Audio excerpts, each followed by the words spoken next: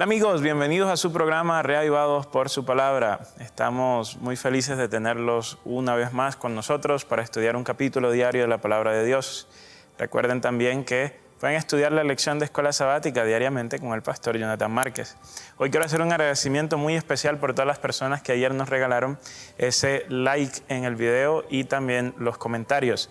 Si ustedes notaron, y si van al video pueden ver que el número de likes se incrementó y que esto nos ayuda mucho a que YouTube mismo se encargara de promocionar el video, de esta forma alcanzando a mucha más gente. Si ustedes comparan el video de ayer con los dos videos anteriores, van a notar la diferencia matemática en la cantidad de personas que vieron el video. Y como les decía ayer, esto, si ustedes lo hacen todos los días, lo que nos ayuda es a que muchas más personas tengan la oportunidad de estudiar la palabra de Dios con nosotros. Hoy tenemos un capítulo bien desafiante delante de nosotros y bueno, los quiero invitar a orar. Amado y buen Dios, rogamos que al estudiar tu palabra tú nos puedas instruir y que también nos puedas ayudar a entender aquellas cosas difíciles que no son tan fáciles de entender. En el nombre de Jesús. Amén. Capítulo 21 de Levítico es bien complicado, no les vamos a mentir. Cuando ustedes empiezan a leer, van a descubrir, ¿no?, que en la primera parte dice que a los sacerdotes generales, no al sumo sacerdote, sino a los sacerdotes, les debía decir que no se debían contaminar con ninguna persona muerta dentro del pueblo, excepto por los parientes más cercanos. Y aquí entonces se nos dice quiénes son los parientes más cercanos: mamá, papá, hijo, hija, hermano, o por su hermana virgen que esté cerca de él por no haber tenido marido, por ella puede contaminarse. ¿Por qué Dios da esta instrucción a los hijos de Aarón, o en este caso a cualquiera que sirviese como sacerdote dentro del templo? Si ustedes recordarán, por allá en el video del capítulo 11 de Levítico estudiamos que habían 3 tipos de impureza. Hablamos de que existía la impureza moral, que esa es la que hemos estado viendo en estos últimos días. Tenemos la impureza ritual, que es la que estudiamos en los capítulos de 12 al 15, y tenemos la impureza de los animales de Levítico 11. Dentro de las impurezas rituales nosotros estudiamos aquellas que tenían que ver con las salidas con expulsiones del cuerpo humano, ¿no? En el caso de la mujer, por ejemplo, un flujo anormal de sangre o la menstruación. En el caso del hombre, el flujo de semen o un flujo genital, ¿no?, que era abnormal. O también tenemos las enfermedades de la piel del capítulo 14 y el capítulo 13 del libro Levítico.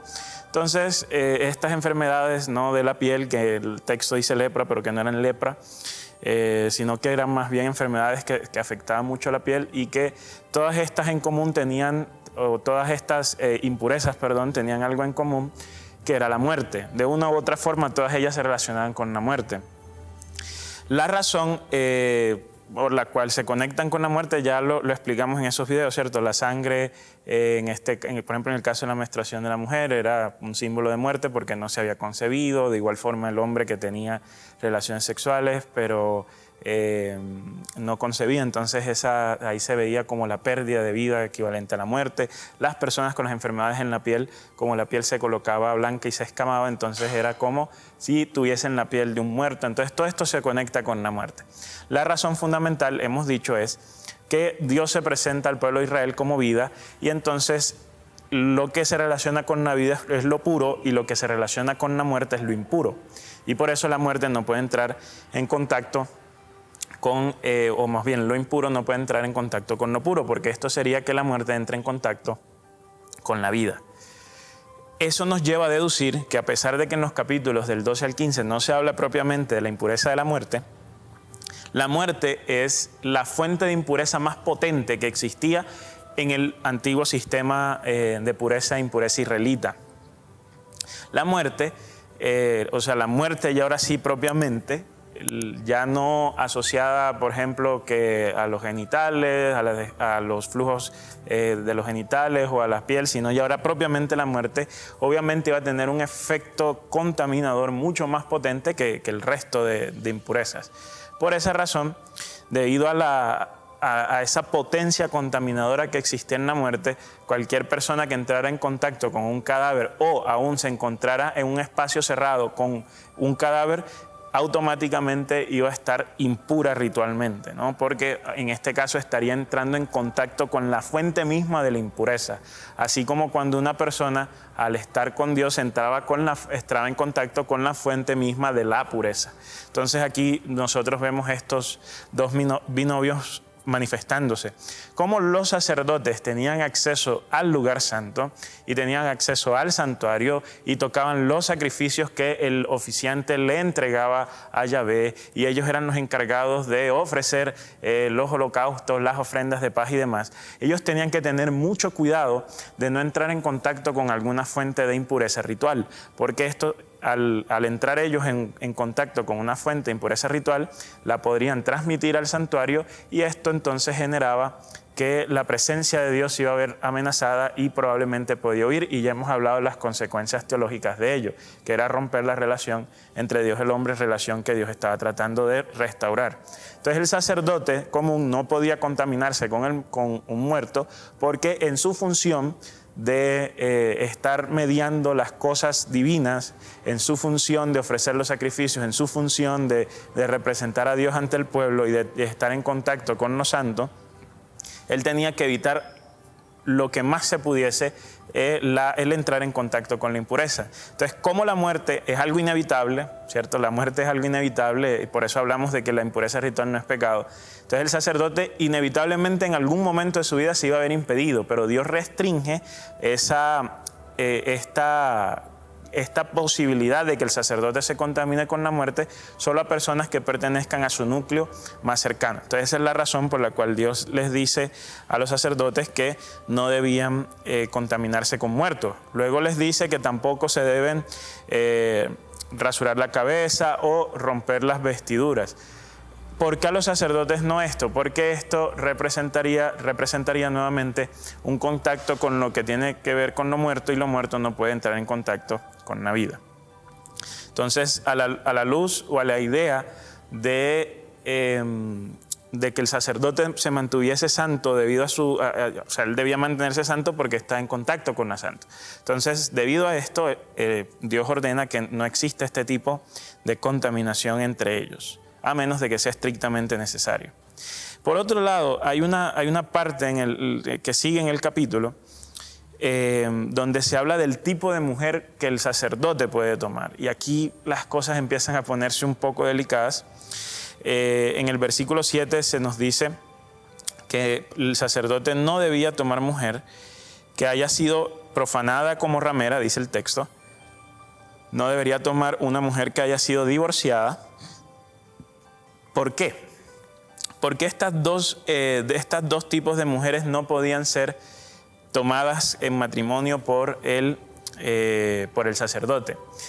Aquí no se trata, o el texto al menos no está tratando de disminuir el valor de una mujer, en este caso, por ejemplo, profanada como ramera o que se haya divorciado a su marido. Nosotros necesitamos recordar que estos textos, aunque son la palabra de Dios, fueron dados en un contexto específico, un contexto que no es el contexto en el que nosotros vivimos, y que por lo tanto las cosas pueden lucir un poco diferentes. Dentro de ese marco, una de las cosas primordiales, y lo vimos cuando estudiamos el capítulo 18 del libro de Levítico, y es: Dios está preocupado por la legitimidad de la descendencia, no solo de la descendencia del israelita común, para que de esta forma se mantenga un israelita como dueño de la tierra que Dios le daba al pueblo, sino también de la descendencia del sacerdote. ¿Por qué? Porque ustedes recordarán que aunque de la tribu de Leví ellos participaban en distintas medidas del servicio del tabernáculo, unos llevando el mobiliario, los otros asistiendo, pero especialmente, exclusivamente la familia de Aarón era la que iba a servir como sacerdote. Pues Aarón como sumo sacerdote y sus hijos como sacerdotes. Y entonces a través de esta línea genealógica era que se iba a mantener el sacerdocio en el pueblo de Israel. Entonces el asunto de la descendencia era supremamente importante. Por esa razón, Dios, para prevenir que hubiese alguna duda respecto a los descendientes de los sacerdotes y que alguien pudiese decir, él no debería ser sacerdote porque su mamá no es propia, porque su mamá estuvo casada previamente, entonces él es una persona o él es un heredero ilegítimo del sacerdocio, le dice a los sacerdotes, ojo con quién se van a casar. Entonces, por esa razón, debido a la posibilidad de que se levantase algún comentario acerca de la ilegitimidad de la persona, Dios le dice a los sacerdotes que no deben casarse ni con rameras ni con mujeres divorciadas, porque esto sería abrirse a la posibilidad de que alguno de los hombres con los cuales estas mujeres han estado pudiese de alguna forma pudiese poner en peligro, pudiese poner en riesgo, pudiese poner en duda la legitimidad de la descendencia de alguno de los sacerdotes. Entonces es por esta razón. Algunos han tomado estos textos para decir que este tipo de personas entonces no tienen ningún otro tipo de oportunidad en la vida, ¿no? Y aquí es donde necesitamos tener una conciencia y una mente hermenéuticamente entrenada. A veces creemos que podemos llegar al texto bíblico, tomar un solo versículo y entonces entenderlo fuera de su contexto literario, histórico y demás, y a la luz de eso es que a veces surgen enseñanzas falsas que terminan haciendo daño. El problema de las enseñanzas falsas no es un asunto que tenga que ver a veces con estar en lo correcto intelectualmente, eso es importante, pero a veces también se relaciona con el hecho de que cuando no estamos con una enseñanza correcta terminamos haciendo daño. Entonces hay personas que pueden tener algún tipo de pasado o que han estado en la prostitución o mujeres que han estado divorciadas y hoy en día estas leyes de Levítico capítulo 21 no aplican y por lo tanto no deberíamos hacerlas sentir mal, ni las deberíamos expresar rechazo, ni deberíamos usar estos textos para condenarlas, porque esto que está aquí aplicaba exclusivamente en el contexto pues, de un santuario terrenal donde estaba la presencia de Dios en la forma de la chequina y que había un sacerdocio establecido y que por lo tanto había que cuidar la descendencia. Como esto hoy no lo tenemos, ninguno de estos textos deberían ser usados como excusa para atacar a las demás personas. Más adelante vamos a ver que hay una serie de reglas para el sumo sacerdote que son un poco más estrictas que para los sacerdotes. En el caso del sumo sacerdote, el sumo sacerdote no podía contaminarse por muerto en ninguna ocasión, ni debía rasgarse las vestiduras, ni debía cortarse el cabello, o sea, él no debía expresar o tener algún tipo de contacto con lo que representase el muerto. Él no debía abandonar el santuario porque entonces iba a poner en peligro a las ofrendas y al santuario mismo y a la presencia de Dios. Alguien podrá decir, pero ¿qué Dios tan cruel es este que al sumo sacerdote, si se le muere un ser querido, él no lo puede atender? La cuestión, como hemos dicho, es lo que representaba la muerte en el mundo antiguo y lo que representaba la muerte como forma de contaminación y como la forma de impureza más potente que existía.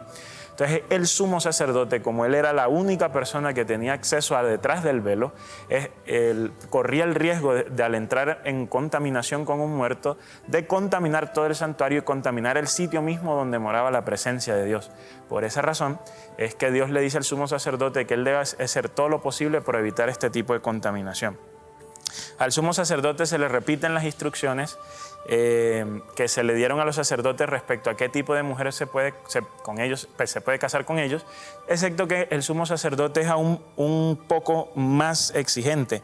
En el versículo 14 dice que no se tomará ni viuda, ni divorciada, ni mujer profanada, sino que se tomará una mujer virgen. Entonces, la noción o el punto de que el sumo sacerdote iba a tomar una mujer virgen estaba en que su hijo sería a su vez el sumo sacerdote. Entonces, la mujer virgen era la forma que Dios tenía de asegurar que no iba a haber ningún tipo de disputa respecto a quién iba a ser el heredero legítimo de la posición del sumo sacerdote. Al final, hay una porción que también puede generar un poco de... nos puede hacer sentir incómodos porque leemos y dice que Dios no aceptaba para el sacerdocio a una persona que tuviese un defecto físico, ni ciegos, ni cojos, ni alguna persona que tuviese una extremidad deformada, ni hombre que tenga pie quebrado, mano quebrada, ni jorobados, ni enanos, ni con defectos en ojos, ni sarnas, ni postillas, ni castrados. Es decir, la persona que iba a servir como sacerdote tenía que ser una persona que físicamente fuese íntegra. Nuevamente nosotros podemos llegar a pensar que estas prohibiciones que se manejan acá en el libro de Levítico pudiesen llegar a aplicar en el día de hoy o que pudiesen tener alguna relevancia para la iglesia, pero nuevamente déjenme decirles que no es así. En el contexto del sistema israelita, la razón por la cual Dios pide, por así decirlo, una integridad física para su servicio, tiene que ver en el simbolismo que estaba atado al ritual. Y era que en el ritual el sacerdote servía como una representación de Dios ante el pueblo y como una representación del pueblo ante Dios. Esto hace que el sacerdote, al servir en este rol de mediación, su cuerpo, en el mundo antiguo, el cuerpo tenía que estar en armonía, ¿no? O sea, un cuerpo que estaba íntegro físicamente era un cuerpo armonioso y sobre todo la armonía del cuerpo estaba usualmente conectada con que un cuerpo físico íntegro iba de la mano con un carácter íntegro.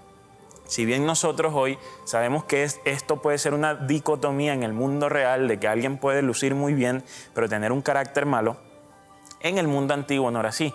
En el mundo antiguo, de hecho, había toda una ciencia dedicada al estudio de las características físicas y de cómo éstas se relacionaban con el carácter, llamada fisiognomía, con G allí en la mitad. Y la fisiognomía, tenemos varios tratados del mundo antiguo que atestiguan el cómo una persona, la forma de caminar, la altura, el color de su piel, para ellos todo determinaba el carácter moral de una persona. Si bien Dios es un Dios que no hace acepción de personas, si bien Dios es un Dios que recibe a todo el mundo, debemos recordar que esto está operando en un contexto histórico específico y que Dios a veces adapta su revelación a este contexto histórico para que funcione de una forma especial, pero eso no quiere decir hoy que hay algún tipo de impedimento para este tipo de personas. Jesús mismo se encarga de demostrar que esto no es así cuando precisamente es a los ciegos, a los cojos o a los que tenían algún tipo de problemas a los que Él acoge primero. Entonces esto es una forma donde vemos que la revelación es progresiva y que Dios se adapta a las circunstancias históricas para que el ser humano le entienda.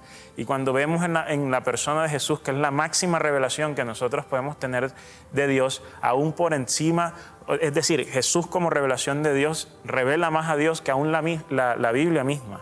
Jesús es la imagen de su carácter, dice el libro de Hebreos. Jesús es Dios mismo, pero ahora hecho carne, lo que quiere decir que la revelación que Él trae es una revelación que nada sobrepasa en este mundo.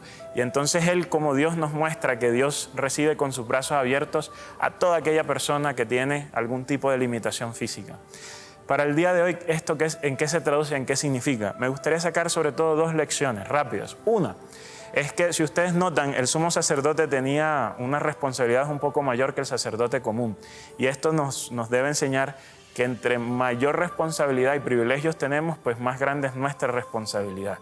Así que debemos pensar un poco, ¿no?, en dónde nos encontramos, qué tipo de privilegios tenemos, porque de acuerdo a eso también vendrán las responsabilidades y de esas responsabilidades tendremos que dar cuenta, sea que nos guste o no. Entonces, si tú eres una persona que te sientes que tienes bastantes privilegios y que has sido bendecida en gran manera, pues de la misma forma sí vendrán las cuentas que habrá que dar. En segundo lugar, quizás el capítulo de hoy puede ser tomado como una excusa y decir Dios era un Dios discriminatorio o racista, el texto, ¿no?, promueve la segregación y demás. Como decía hace un rato, esto tenía una razón de ser dentro del contexto, pero este texto hoy en día no es un texto que deba ser tomado para en las iglesias decir tú puedes o no puedes participar o demás. Dios es un Dios que nos recibe a todos, no solo con nuestros defectos físicos y no solo con toda nuestra forma de ser físicamente, sino también con todos nuestros defectos morales, con todas nuestras fallas de carácter.